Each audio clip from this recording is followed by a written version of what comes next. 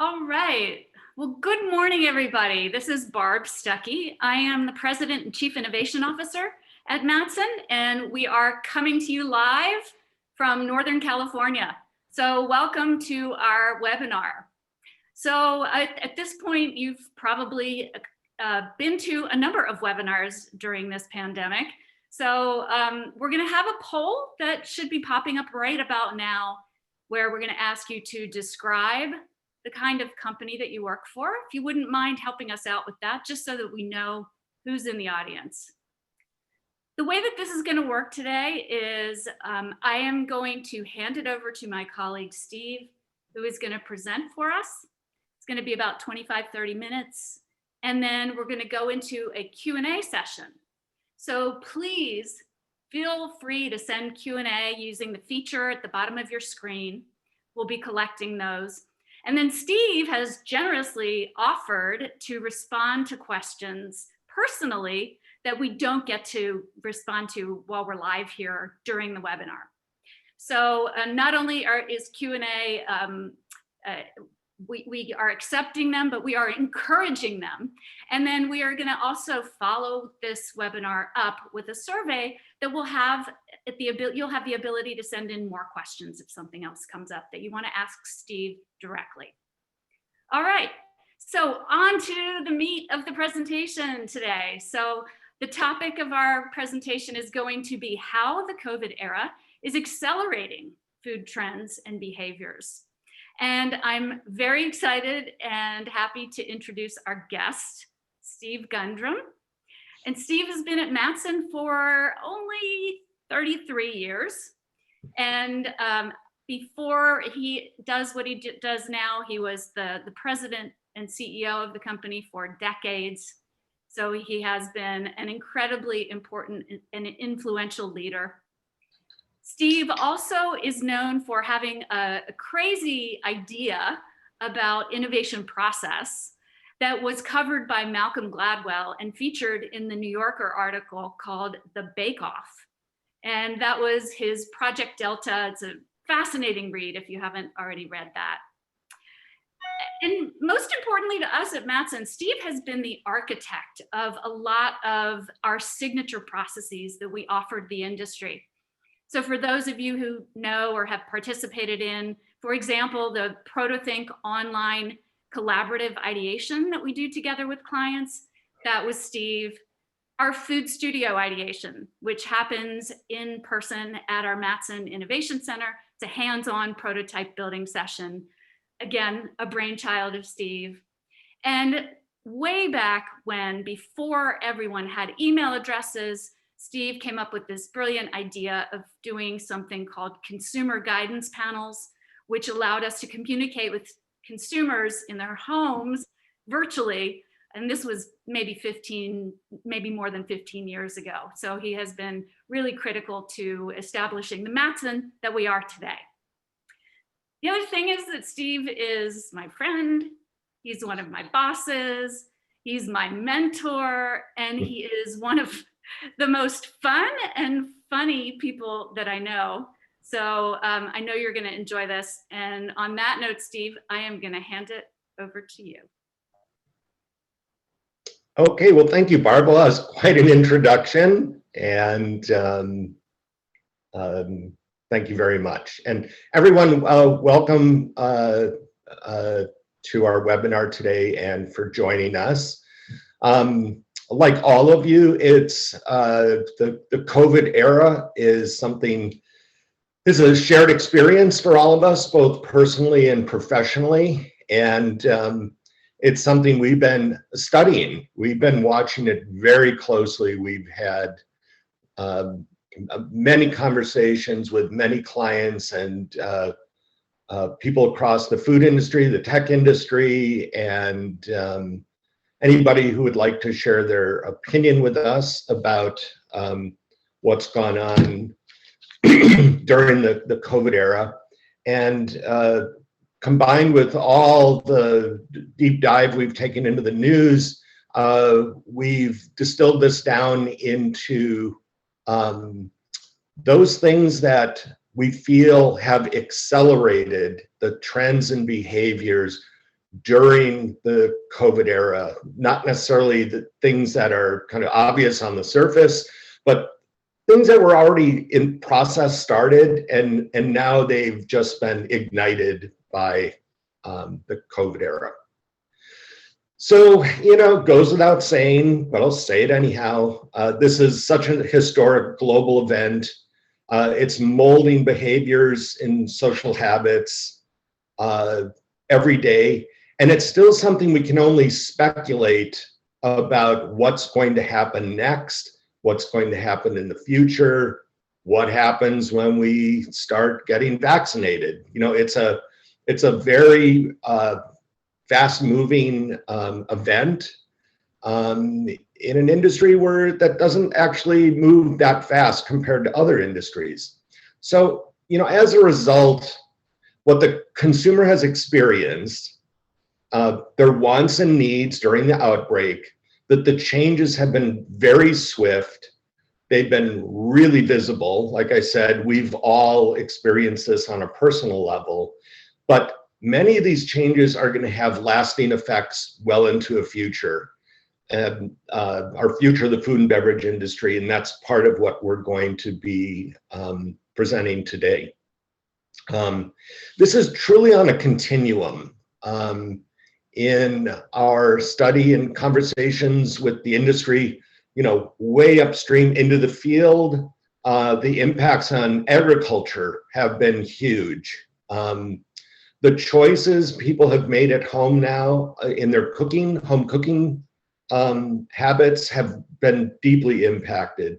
Certainly the packaged goods industry and what they buy, absolutely restaurants have been severely affected by this, and shopping habits. Now, all of these had pre-COVID trends, and I'm going to focus on those things that, again, have accelerated as a result of the start of the COVID era, which for practical purposes is now about 10 months ago.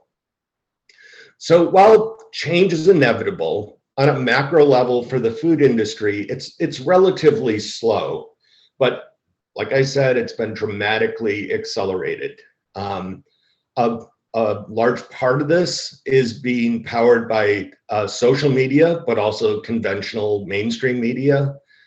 Certainly the direct interactions people are having with trusted friends and family.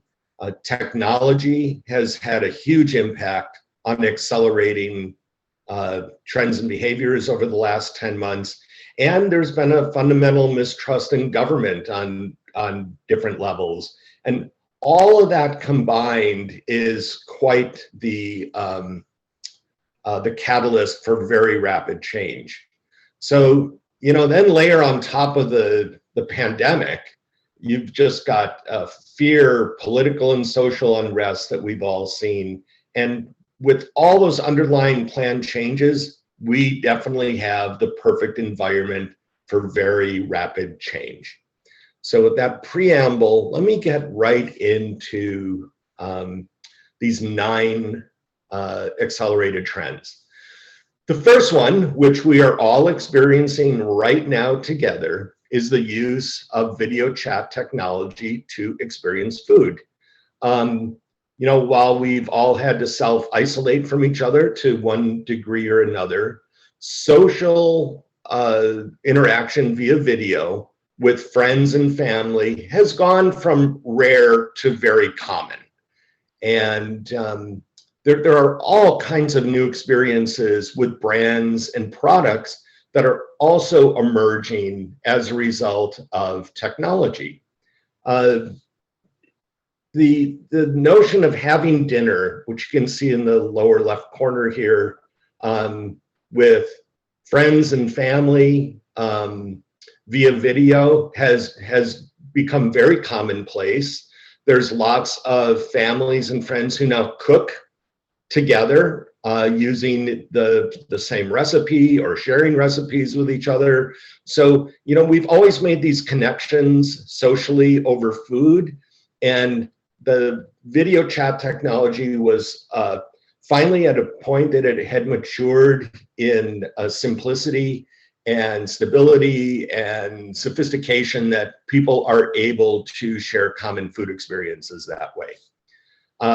Something that happened last Easter, one of the most interesting things I've seen in video chat technology was by the country of Canada. Canada actually advocated, supported, and promoted that the whole country do virtual Easter dinners using video chat technology. It was brilliant. It took something from despair. You can't really have Easter, dinner or a social event with your family, and they elevated it to a party. You're invited to a virtual Easter dinner. It also helped promote social distancing, but I thought it was an extremely positive endorsement of using technology and trying to bring some level of joy in a time, especially last spring when there was so much uncertainty. Let's move forward to Thanksgiving, where Zoom, as we're using today, their free accounts have a 40-minute limit in terms of video chat. They waived that and allowed unlimited video chat time. So like a paid account where you can go hours on end, they allowed all their free users to have unlimited access to video chat, and again, promote social distancing, but also support social interaction using video chat at Thanksgiving. And then how brands and products are using video chat is really fascinating. And one of the early adopters of this has been the wine industry, where people weren't going to tasting rooms anymore. They weren't experiencing those brands like they had before. Wine tasting and just wine as part of a meal is the ultimate expression of social interaction. And the wine industry was very quick to offer video-driven social wine tastings. Personally, I've done 3 of these now. One was in conjunction with a wedding, where the wedding meal was done virtually, and it was all around a shared wine experience from a winery. And the other 2 were a release of new bottles of wine, which we received via delivery, and then we joined a whole group of people, some who we knew, some who we didn't, for these events. But the hospitality industry, especially on the in the wine industry, has taken advantage of this very quickly. So there's a whole new underlying use of video that has really elevated itself in how we experience food and beverage. It's very exciting to see. So as we all know, travel and largely all experiences away from home has already changed our relationship with food. If you look back historically, travel near or far has been probably the single most impactful experience that influences how people have experienced new food and beverages. We traveled even to a different state. You go to the South for the first time and have Southern style barbecue. You go to Detroit and you have Detroit pizza. You go to New Orleans and you experience a whole new kind of food. Certainly if you travel abroad, the experience of trying new food is profound, but travel essentially has stopped. And it's really had an impactful effect on food. And especially because travelers that became food influencers, especially through social media, have all but disappeared. They're not live blogging. They're not doing live video streams. They're not sharing street food experiences. And when you look at food trucks and street food and going to other countries, it's those venues are where people really get the opportunity to try something very unique and different for the first time. But it doesn't mean the food influencers went away.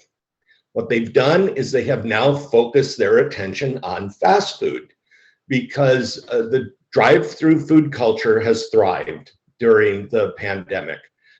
Consumers feel safe, they're in their cars, they yell into a speaker phone essentially and order their meal, and they get handed their food. And it's one part of the food away from home industry that's done very well during the pandemic. So all the food bloggers, all the food influencers just went from street food and global experiences, and they're very focused now on drive-through experiences. And it was really fascinating. If you did a search for like the Starbucks plant-based breakfast sandwich using Impossible breakfast sausage, there's literally thousands and thousands of reviews, not on this, but all different kinds of products that they're experiencing through the drive-through. So it hasn't gone away, but it has definitely shifted. And speaking of plant-based, the mainstream awareness, the shift to a more plant-based and sustainable diet, which was happening pre-COVID. So for about a 5-year period of time before the start of COVID, it truly has gained momentum. Brands like Beyond and Impossible were starting to become household words and brand names for consumers, but it absolutely exploded right before the start of the COVID era, and now is rapidly expanding. If there's someone here from Burger King, I want to congratulate you guys, because in August of 2019, Burger King went with a national launch of their Impossible Whopper, and it was the point. It was that tipping point, the inflection. It's when it really kicked off plant-based eating that went mainstream with the Whopper. So, you know, soon to follow were other brands, like I mentioned before, the Starbucks Impossible breakfast sandwich. Dunkin' Donuts has the Beyond Meat breakfast sandwich. McDonald's is, after testing in Canada, they're getting ready quickly now to launch the PLT, the plant lettuce tomato burger. And there's all kinds of data showing how plant-based food is just rapidly outpacing any other category of food during the COVID era. And it's for a lot of reasons that were existing before the start of COVID, but one is certainly food safety. And I'm going to get to that a little later in the presentation. But, you know, it really has accelerated during the start of COVID. The other thing that is an accelerating trend that's going to last well into the future is the direct-to-consumer delivery of groceries and meals. It was a very broad and immediate surge of activity that started in March of 2020.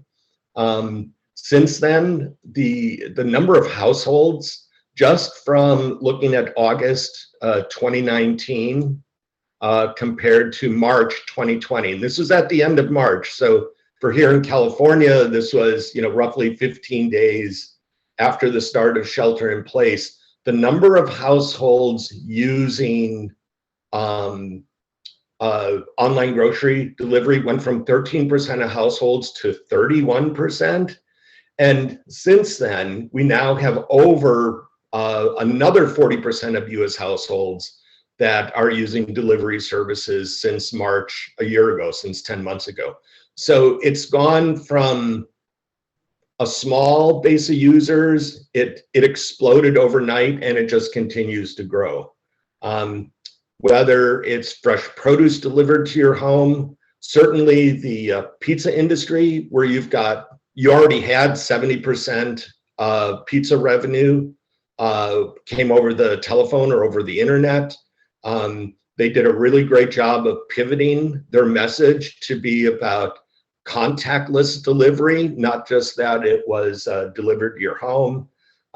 Meal kits, which had a huge surge going back 3-4 years ago, and then plateaued, have reemerged again as a very rapidly growing segment. Probably all of you have experience using either Instacart or DoorDash. So this is a shared experience we have that is really supported by a lot of quantitative metrics. And it's something that's just exploded during the COVID era that should also go well into the future. Two other almost phenomena that have happened. Let's start on the right. The company Neuro was just approved by California. This is within the last 2 weeks for driverless deliveries right to your front door at home. So these are roughly large golf cart size delivery vans. There's no driver. All you have to do is live here in Silicon Valley where we are and drive around a little for a week and you start seeing self-driving car technology all over the place. So the Neuro has 4 deliveries. They put your groceries or other things that you've purchased in your compartment. It goes out to do its deliveries. It drives up to your front door. There's an app on your phone. You press a button, your delivery door opens, you take out your packages, you close the door, and off it goes to the next household. There's cameras involved. You can talk to the Neuro people in real time. I was very excited to see this finally get approved. And it's really the first self-driving vehicle and technology now to be approved for California. So this got very accelerated during the start of COVID. And then on the left is the delivery bots from Starship Technologies. I live in a community called Redwood City. We're about 15, 20 minutes south of the San Francisco airport. All you have to do is walk around Redwood City and you see Starship bots all over the place, delivering packages and food to people. DoorDash now has a contract with them. The Starship bots are very popular on about 24 college campuses, and they're delivering snacks and foods and books and meals and supplies to faculty and students. So this direct-to-consumer delivery, how you cover the last mile is quickly becoming safe, convenient, fast, and affordable. We've all seen interesting reports of aerial drone food delivery. It's developing rapidly. It won't have the impact of surface delivered, but certainly for servicing rural areas and other unique situations, that will also become a direct-to-consumer delivery vehicle. Which gets to the next behavior, which is touchless everything, especially at, pardon me, the start of the COVID era. There was a lot of transmission fear. People didn't know what the primary method for transmitting COVID-19 was. Is it through touch? Is it airborne? We've now learned that it's airborne, but having a good self-defense on touching any surface that might be contaminated with COVID was really what kickstarted this. Early on, as we saw, sanitizers from all the major brands were in very short supply. Technology is solving a lot of these issues, both short-term and long-term. Concerns about handling food and social distancing contributed to this. And again, like I was saying previously, drive-through fast food has thrived because it can be very much a touchless environment. So in the upper right here, this is a waiter robot. And these went into very early deployment and testing, especially in Southeast Asia and East Asia. And it's not common now. It's now common to go into some restaurants and you would order your food through your app. You might do it over video. The order gets prepared by the chefs back of the house. It goes on the pass. They put it on the delivery robot. It brings it right to your table, and you can have even a quick video chat with the chef or someone else in the restaurant to make sure that your food's been prepared properly, and if you need anything else. So it's a really interesting use of technology to enable restaurants to stay open during this time. Certainly wearable technology has had an immediate impact. To be able to use a smartwatch or even your phone and have a touchless payment system, where previously you had to kind of hunt around for, okay, well, what grocery store is going to allow me to use Apple Pay or Google Pay or some other touchless payment system. In the matter of just 2 or 3 months, it went from uncommon to common. And we heard and read about consumers who were making their choices of where to shop and what restaurants to go to just based upon their touchless payment technology. Really interesting experiment using Cholula as a hot sauce, using the same touchless dispenser technology that's being used for hand sanitizer. So, one thing you probably won't see much in the future are communal bottles of condiments that will be placed on tables. It will certainly change. There would certainly be consumer concern over, having this touch point where many, many people would come in contact with it. Well, now you can just walk up to a touchless dispenser, and just by waving your hand over it, it would dispense whatever condiment you want into a cup, a container directly onto your food without ever even having to touch a pump handle, reaching for a napkin, using that as a barrier. So an interesting and very fast adaptation of sanitizer technology into dispensing condiments. And then one of my favorites on the right here is Flippy the robot, and that's really Flippy's name. So the restaurant industry has been experimenting for several years now, using robotic technology to prepare food. This is a White Castle restaurant. They were one of the very first to truly start the implementation of robot technology for preparing food. It's another touchless technology that helps bring a level of food safety, and not only food safety, but consistency to how products are prepared. So the headline here, though, is touchless, and there are a lot of technology solutions that are enabling that. So then we have the rebirth of cooking and eating at home. It's been all about eating in instead of eating out. Restaurant closures left people no choice. As a result, packaged good comfort food sales have skyrocketed. There's a very emotional connection to a time of joy and happiness with family and freedom, and this really nice break from the anxiety of COVID. You've probably heard that there's a little handle for this called the banana bread pandemic. And all we have to do is look at Google Trends, and you can see bumping along for years. And if I had shown this for 10 years, it's basically a flat line in terms of consumers looking for banana bread recipes. And then look what happens in the first 2 months of the pandemic.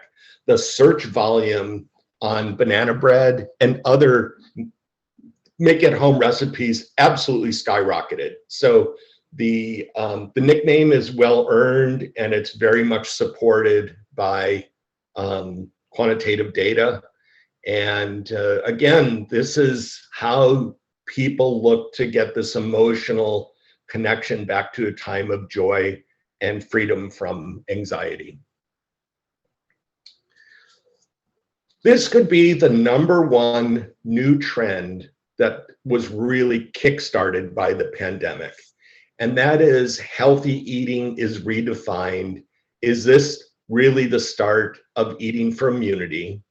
There's always been a growing awareness over the years of vitamins A, C, E, polyphenols, antioxidants, zinc, especially vitamin D, which is being touted as a great prophylactic vitamin to help fight off the COVID-19 intensity of any infection. But I think it'll get down to any ingredient with really sound culinary logic will be increasingly adopted across households. Combine that with the growing awareness of probiotics, fermented foods, fibers, to help with the management of microbiome and strengthen cell structures. I don't think it's far off in the future now when we are talking to consumers directly that they will start talking about their microbiome. And it's really kickstarted by the pandemic. It's always been an underlying growing behavior, but this was really accelerated. And I want to stress that this is a physical and a mental health issue. Food stress is real, whether it's affordability or safety or how it impacts your health. It's always been a real issue. It's become several orders of magnitude more important to consumers during the pandemic, and something that was really an accelerated behavior and trend. The definition of experiential eating is being redefined right in front of our eyes. Historically, this has always been driven by chefs. People went out to eat, not just to socialize, but to experience new food in a completely new way by people who were truly experts at creating, wonderful culinary experiences. For the foreseeable future, the experiential restaurant dining experience is going to be expensive. It'll be much more exclusive and much less frequent. And there are new ways for people to enjoy culinary or food experiences by a whole new generation of people that's going to be from partially from technology. So let's look at the non-technology side, and this is partially what's fueling meal kits. Meal kits are a wonderful opportunity to experience new cuisine, new styles of food, new flavors, because they've done all the shopping for you, and they've acquired small quantities of those unique ingredients and provide simple ways for consumers to prepare experiential meals. So that's certainly part of what's fueling it. On the technology side, the number of views of cooking videos is something like 1,000x of the number of people who've ever watched a cooking show on television. It's it's so many orders of magnitude larger that it's even hard to define. This single recipe for butter chicken on YouTube has 26 million plus views the last time I checked, which was just maybe 60 days ago. So if you think about that, 26 million people took 5 minutes to watch this butter chicken recipe. It's gotten extremely popular. It's very easy to prepare.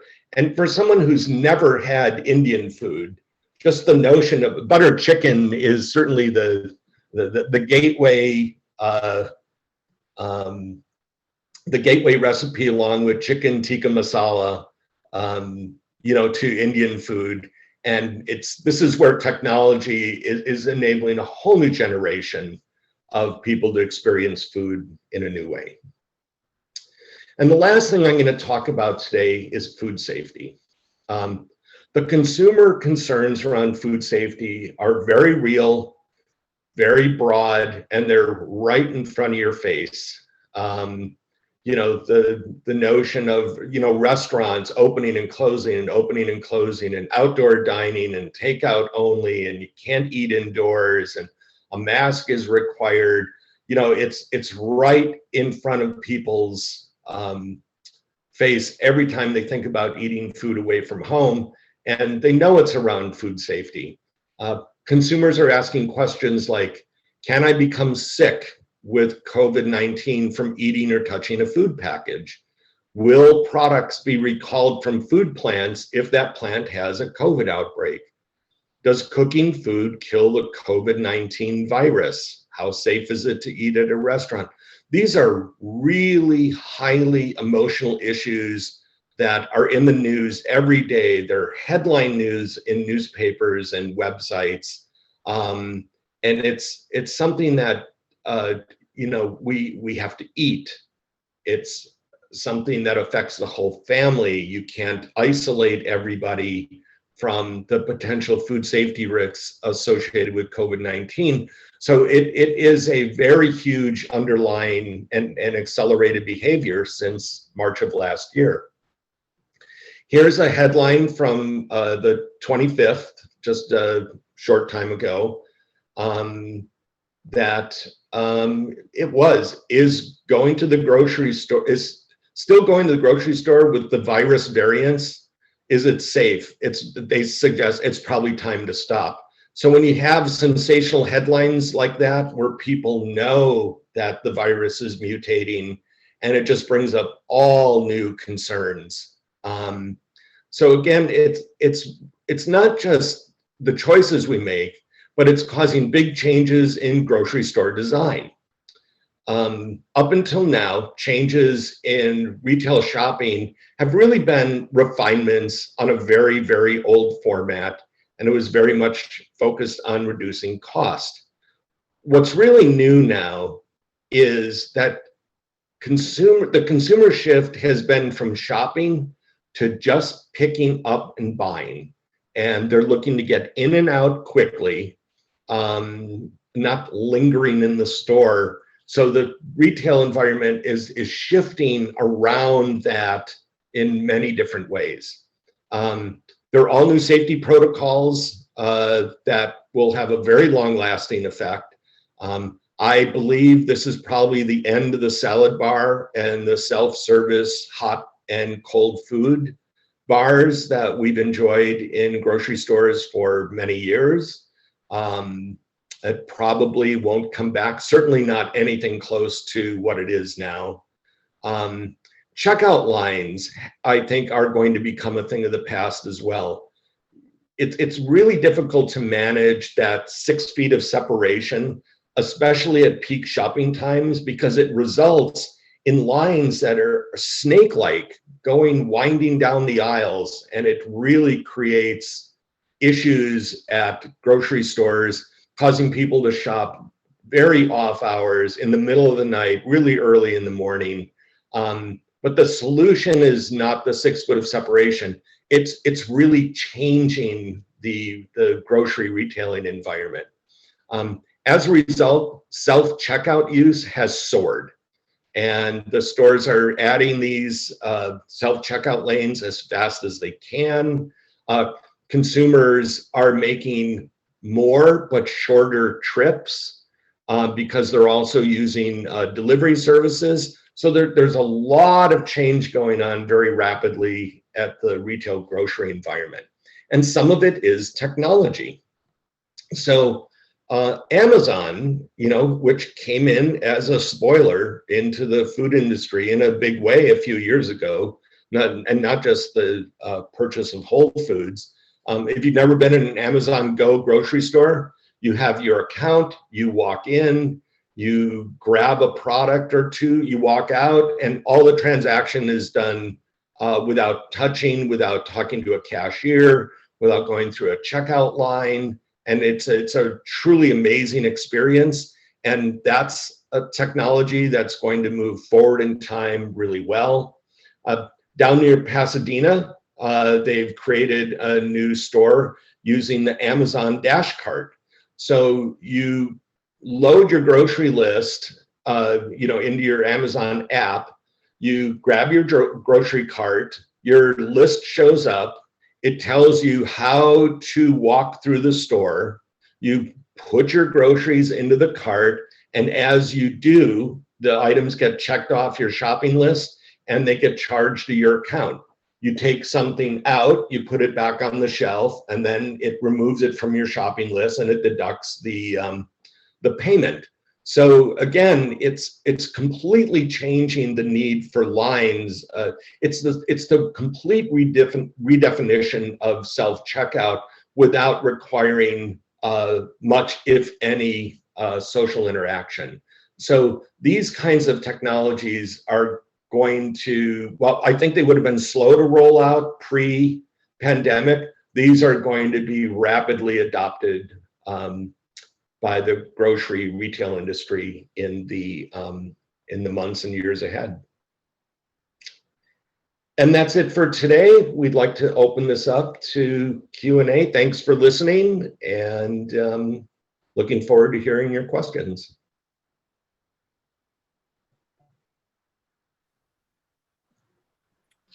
All right. Well, first of all, Steve, thank you for that. And I want to just make sure that I say something that I forgot to say at the beginning, which is that you are the chairman of the board at Mattson, and you are our chief creative officer. So sorry for leaving that out. Oh. Anyway, I wanted to start with that. But I have a couple of questions for you. Yeah, sure. The first one is, we're at this point where I think people are starting to have a little bit of optimism about the pandemic. And once, people are starting to get vaccinated. So once the vaccines start to roll out and we've got some immunity out there, how do you think this plays out? Like the next, the rest of the year? Oh, that's a great question. Because the vaccine is a very recent phenomena. The government is still trying to figure out how to make this happen. The impact of the vaccine is going to have a huge impact on eating at restaurants. The minute there's a huge pent-up demand for consumers who are tired of cooking at home. They want to go out and socialize, even as a household or with friends or family, and they're missing their favorite restaurants. So, the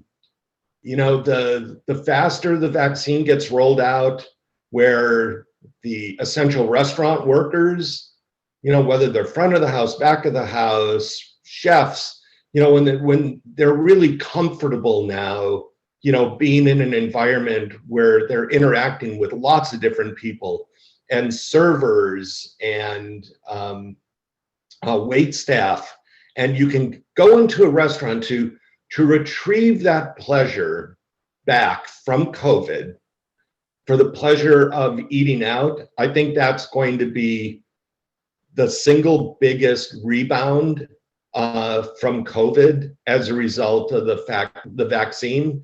And it won't have an impact on fast food because fast food's doing great. Drive-through technology, all of that part of the business is doing well.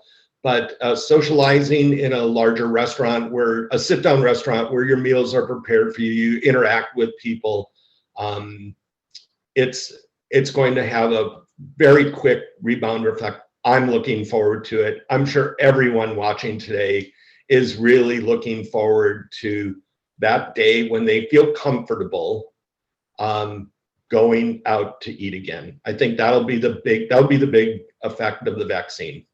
Yeah, well, and if my life is any indication, I just got emails this morning from two of my favorite restaurants, saying, hey, we're open again, because we've just opened up in Northern Right. California. And it was this morning, by the time I got to click on make a reservation, everything was sold out at both restaurants for the next 2 months. I bet. So, Yeah. I think you're totally right. So I have two questions that came in separately from, one question that came in separately from two different people, from Jeff and Adrian. So thank you guys for reaching out. And it goes back to the Amazon Dash cart. Yes. And the question is about, if you've got Amazon connecting your list with the cart and you go into the grocery store, how does that impact impulse purchases?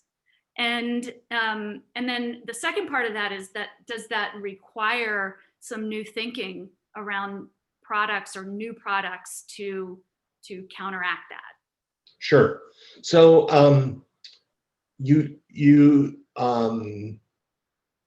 as soon as I feel I can head down to Pasadena and go into the store, it's like the first thing I want to do. Because I've read about it, I've watched all the videos, and I encourage all of you to do a search and watch the videos. You don't have to completely add your list to the Dash cart. So you could walk in without a list, you can just shop, you can walk down the aisle, and if you look at something and you go, oh, this looks delicious, or gee, I haven't had green goddess dressing since I was a kid, and you think about that as comfort food, you grab the bottle, you put it in your cart, it's going to automatically add it to your shopping list before you go out to the store. So that vertical integration of the shopping list using Amazon technologies. So I'm sure a lot of you own an Amazon Echo. We have several. We use it constantly for creating shopping lists. We just have to, churn to our, don't have to turn to it. You can just say, Alexa, please add croutons to our shopping list, and they just get added. So then, as you're doing that over the course of time, all family members, we don't have to talk to each other. There's no, need to have the master list keeper. So all that's captured, it goes on your shopping list. You would go into Amazon store or a store with Amazon Dash cart technology. Let's think about it that way, because they're going to roll this out. They can't build enough grocery stores fast enough for this. You would simply use your phone to wirelessly, temporarily have it recognize, your user account, so you don't have to, punch in your user ID and password. And then your shopping list will go there, but then you can, simply pick up anything you might need as you're shopping along. Now, the second part of the question is also quite interesting, and this gets to how you promote your products. Just like there's a pent-up need for restaurants, there's going to be a huge pent-up need for consumers looking for new food experiences through new products. No question about it. As you create those new products, you get them into the retail, ecosystem. You need to promote them where the consumer is looking, and it's going to be through very smart social media apps, bringing it to the consumer's attention in ways that are maybe not legacy anymore. In the same way that we have legacy grocery stores, that have evolved slowly over time, there's going to be very new and different promotion technologies. So I'm sure a lot of us on the call today, on the webinar, familiar with Catalina marketing. You check out at the grocery store, it prints your receipt, and then it gives you a list of coupons based upon what you're purchasing. Imagine the Dash cart, which has a video screen, and you're walking down the aisle, and now an ad will pop up in real time based on proximity detection technology, which is really simple, that says, hey, look, here's a new salad dressing, you should try. And, when you think about social media and algorithms and all that kind of stuff, and if you gave it the right permissions, it could say, yeah, I want to know about new things that are for making a great salad. I want to know about new yogurts. So you'd be, pushing your cart through the dairy section. Now there's a whole new vitamin D probiotic yogurt, something that's so perfectly optimized for, the COVID era, and it'll just pop right up on your cart. It's going to tell you that it's right there without having to hold your phone or have your phone out. So, you've got to innovate, and you got to cut through the clutter.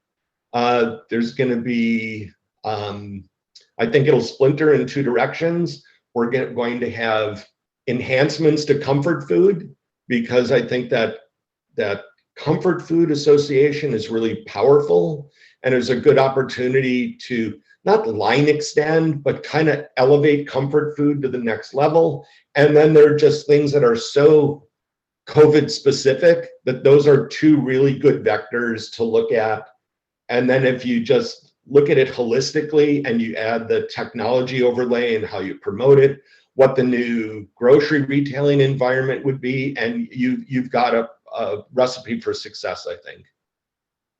So the next question comes in from Helen, and this I think is something that at Mattson we can uniquely answer, and it gets to your plant-based behavior. So thank you for sending this in, Helen. I'm going to read it to you, Steve, because I think you'll appreciate it. She asks, have you seen an increase in plant-based foods used in value-added food products, such as ready meals, salads, in grocery stores, or is the trend accelerating only in quick serve like Burger King? The answer is there, yes, yes, and yes. There, all three of those. There are lots of value-added products now that are using plant-based meat. Some of those are in the marketplace. ConAgra has introduced Gardein soups. I think we're going to see all kinds of products. There are things we can't comment on, but we know there's activity going on in that area. So there will be more and more plant-based meat analogs. There will be a huge surge, I think, in frozen food first. So, let's just take the Dunkin' Beyond Meat breakfast sandwich and the success they've had, the Impossible breakfast sandwich at Starbucks, the frozen breakfast sandwich market, frozen. I think we're probably days away from having multiple launches of now putting a plant-based sausage in a breakfast sandwich. I mean, that's very logical that it would head in that direction. So I think the three things that will happen is four things will be more plant-based meat brands coming fast and furious. I don't know what the current is. It 1.2% of total meat sales now are plant-based. So as much attention as it's getting, it's still really small compared to total meat consumption. So you can't even see how high is up right now. So there'll be more brands. Number two, the existing brands are going to line extend their meat offerings as fast as possible. So that's going to happen. Number three, those branded meat products will find their way as an ingredient into existing brands and leveraging that. And number four are people who just vertically integrate all of that into their own offering. So it's just not about the meat, the plant-based meat itself. It's how it's going to be used. So I hope I answered your question, but it answers all three of your issues. Yeah. Okay, well, the next question comes from Kim. So thank you for sending it in, Kim. And the question is around your prediction that going out to eat is going to bounce back and peak. There's all this pent up demand. And Kim's question is, are we going to see the same thing with grocery shopping? So are people going to want to get back in the grocery store, like you said, to go from pickup to actual shopping and browsing and enjoying the experience? I hope so. I think so. I think the recovery into restaurants is going to be bigger and faster because it's been completely removed from our enjoyment of food. I mean, we've been almost cut off cold turkey. We've been not cut off from going to the grocery store. Even if you're getting groceries delivered to your home, it will recover in the same way as going to restaurants at a rate that will be far in excess of anything we've seen, in the grocery industry for forever. I mean, we could have easily, on average, we could be seeing 6 to 10% year over year bounce back of grocery, which historically for grocery would just be explosive, in terms of growth. But the restaurant industry will hockey stick. The grocery sales will be on a smoother curve, where restaurants will hockey stick. All right. They both need, what they both need though is they need excitement. They need something that's going to excite people and get them back shopping.